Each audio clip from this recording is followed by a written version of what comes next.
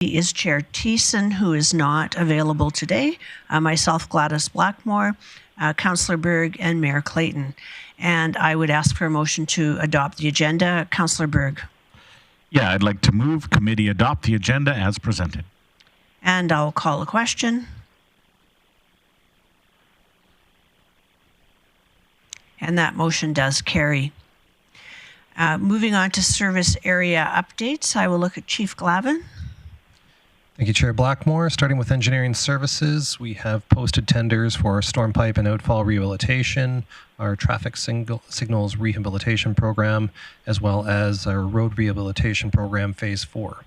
And have recently closed tenders on an additional storm drainage and outfall repair, as well as the second phase of our sidewalk rehabilitation program. In transit, our bus stop improvements continue with the installation of additional garbage cans at 15 locations. And phase 2 of that bus stop improvements is schedule holders that will also be done here by the end of the year. It's currently in progress. Also on the shelter side, our heated shelters have arrived and are going to be installed by the end of June, so they will be in service for next season. We are also relocating a shelter that's not being used over by Home Depot as the route had changed, and are relocating that to the Winners area where it can be better utilized. In environment and parks, operations continue with flower planting across the city, as well as continued watering operations that have been assisted by some of the rainfall we've received recently. In transportation, last week crews assisted in traffic control for the painting of the Pride and Indigenous Day crosswalks, and preparations are underway for the Powwow Parade on June 21st at 5 p.m., as well as the Canada Day Parade, and happy to take any questions. I don't see any hands being raised in council chambers, so thank you, Chief Glavin, and we'll move on to 4.2, the extended producer responsibility, and I would look again to Chief Glavin to introduce that. Thank you, Chair Blackmore. So extended producer responsibility was announced by the Government of Alberta back in October 2022. As the regulations and program have started to become more clear, we wanted to come back and give Council an update on where things sat and some of the engagement we're looking to do in advance of receiving the rest of the information that is critical for us to provide a recommendation to Committee and Council. And with that, I'll turn it over to Ms. Barrett and Mr. Trent. Thank you, through the chair. So in 2022, the Government of Alberta announced that the province would implement extended producer responsibility for residential recycling services. So the purpose of this report is to provide an overview of the current state, discuss extended producer responsibility, and prepare for the upcoming decision point this fall. So I'll briefly touch on our current state. So of course, Aquaterra provides weekly curbside recycling services, and residents pay a fee. So it's $10.49 per month. Aquaterra also operates a central recycling depot, which accepts commonly recyclable materials. Extended producer responsibility is a residential recycling program that shifts the physical and financial burden of a material's life cycle to the producers who supply the products to the marketplace. So the program encompasses a broad range of materials such as single-use products, packaging, paper, and hazardous and special products. The Alberta Recycling Management Authority is the oversight body that imposes the minimum service level requirements. So this includes biweekly curbside pickup, accepted materials, and product life cycle management. So EPR is set to begin on April 1st of 2025.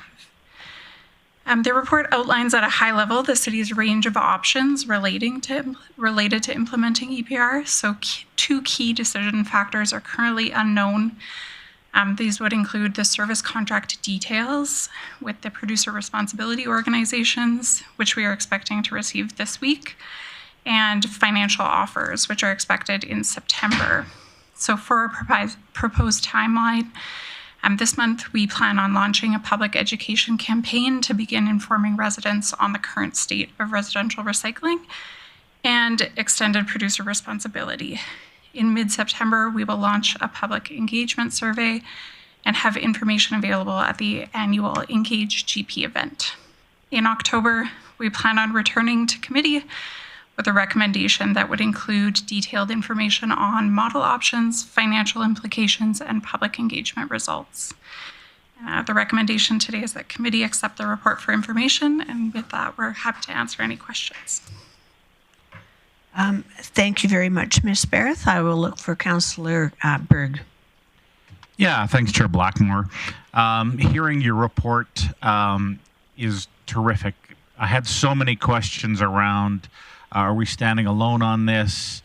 To me, it seems quite complex because there are so many sources for so many recycling materials, from a fridge coming from Korea to shoes coming from Italy. And how do you charge each individual business supplier?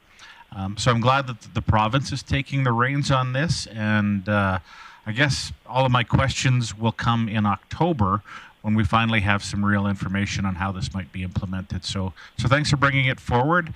I love it in theory, but again, I think this is going to be very complex, and I'm glad that this isn't something that we individually have to tackle.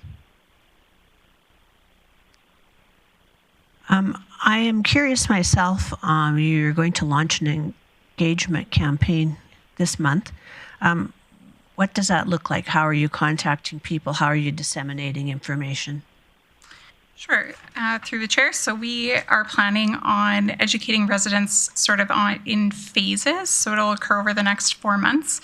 So I think our primary tools, we'll be setting up an engagement main landing page to link to from what kind of our social media sites, and doing perhaps some news releases as well included in that. But a lot of it will be sort of targeted social media information.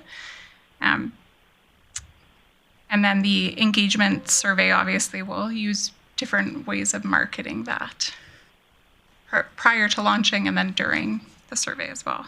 And so how are you going to reach people who do not engage in social media, of which there's an increasing number? Sure, thanks. Through the chair. I'm not sure if our Director of Communications might have some more details on that. Mr. Cooper, do you want to come forward and add to that?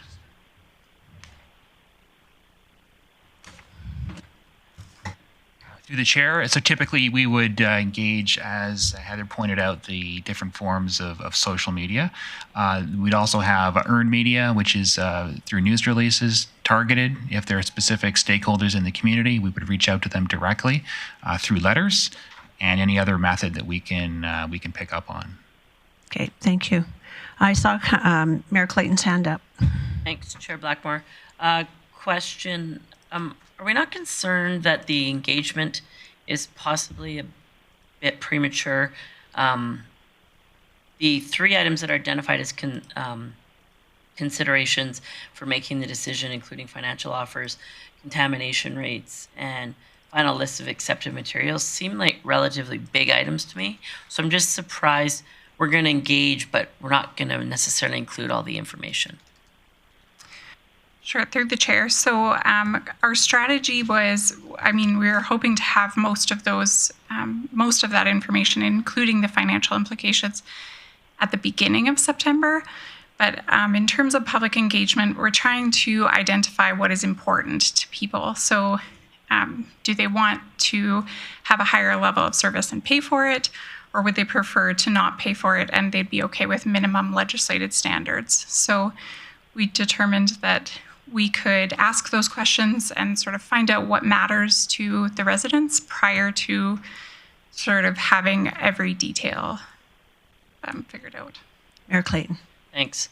I think that's fine and dandy to engage on a principle, but the reality is people are not going to tell you they want to pay for it unless they know how much it's going to cost them. Mm-hmm. So I just ask that maybe some consideration to the dates and the milestones be given to those 3 relevant pieces of information that are anticipated for September. I think it's great to educate people, start the education process about the ERP, what's happening with the ERP, what's potentially on the horizon for options. But in my preference, we wouldn't actually launch the public engagement until we had all the information. I don't know what my colleagues think. Chief Glavin. Thank you, Chair Blackmore. We are not legislated to adopt EPR by April 1st of next year. We could choose to maintain our existing level of service beyond that. One of the challenges that we would, or one of the things that we would, it's just a decision point, is we would have to renegotiate with our current provider in advance of that, as the contract for their service runs out at the end of March of 2025. So if council wanted to delay making a decision, we can do that. And one of the reasons why the timelines are what they are is to try and get a decision so we could either renegotiate or not renegotiate that rate. So if we were going to go with EPR and have a producer be responsible with it, we wouldn't have to renegotiate. But if we're not going to do that, our timelines become a little bit constrained to have that. Mayor Clayton. It would be my hopes that Aquaterra is already thinking about this, and that, and I understand that they probably already have some considerations in place.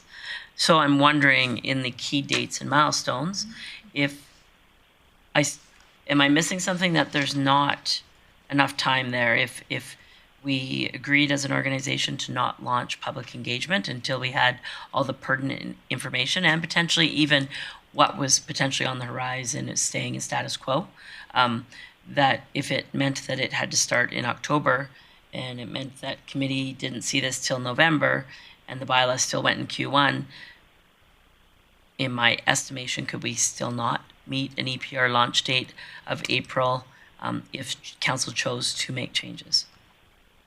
Chief Glavin. Thanks, Chair Blackmore. I think it's, I think, yes, it is possible. We've had some discussions with Aquaterra. There's certainly, the sooner the better. As far as an absolute drop dead date, they ultimately have a contractor as well that they deal with on this, that we would need to, or they would need to go negotiate with.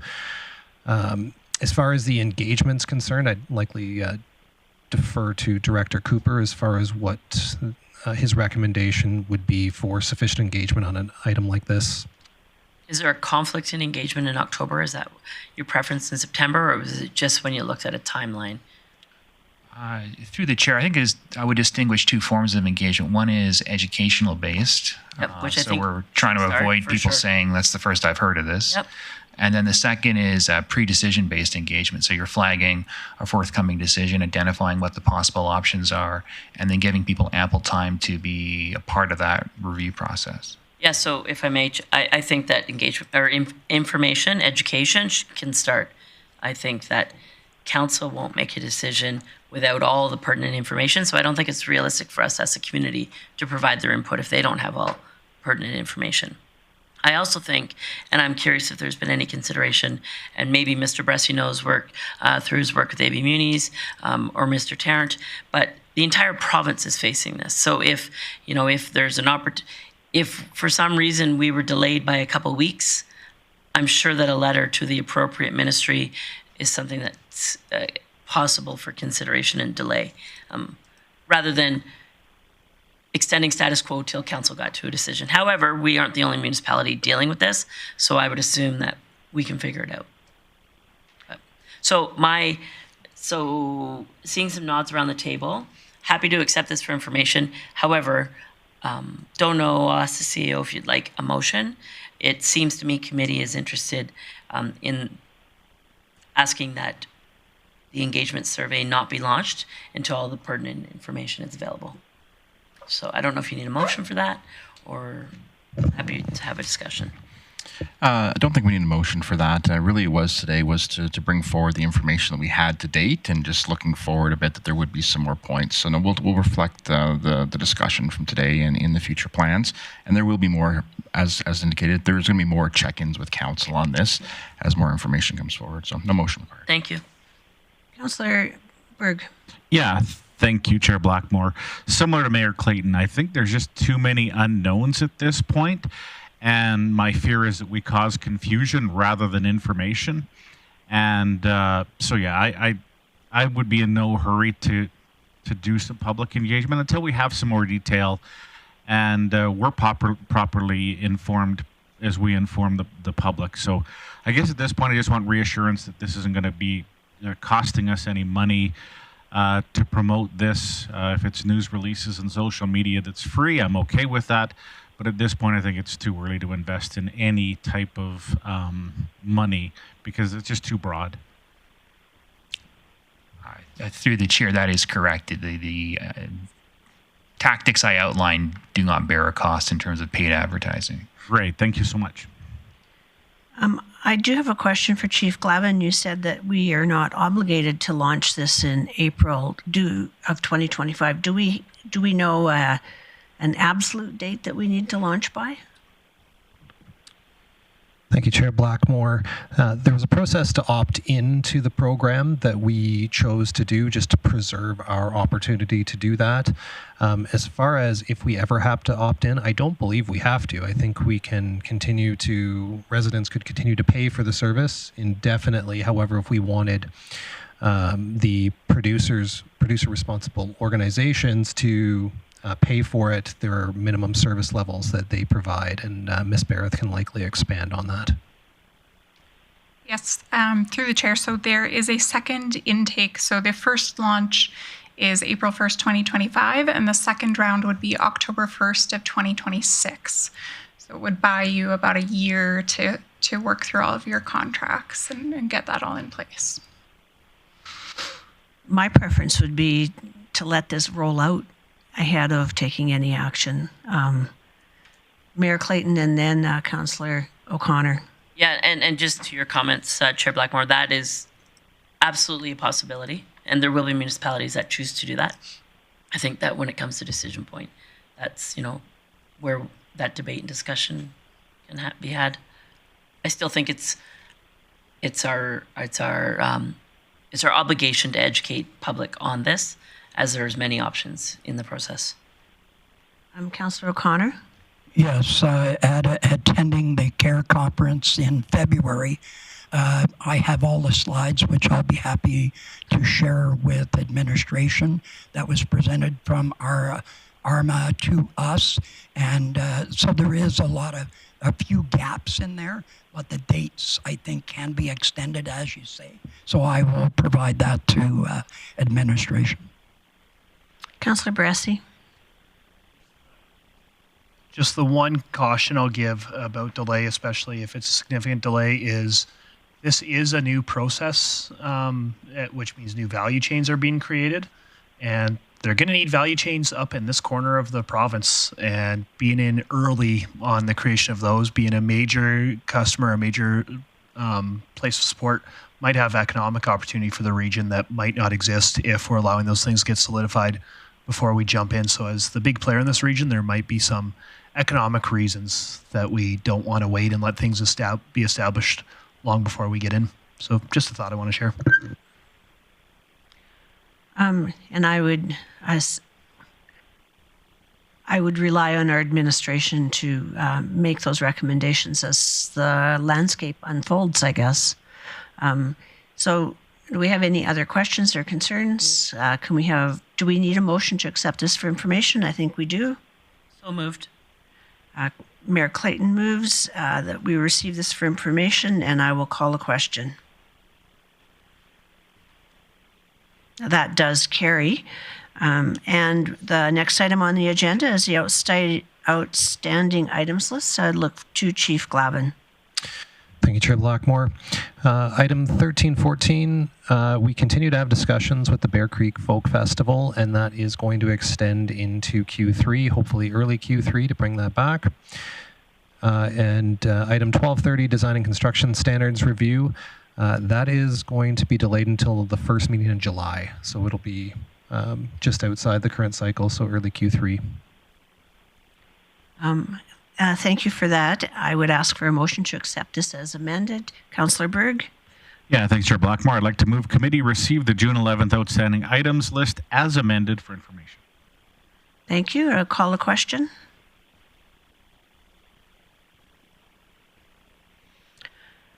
That does carry, and this meeting is adjourned.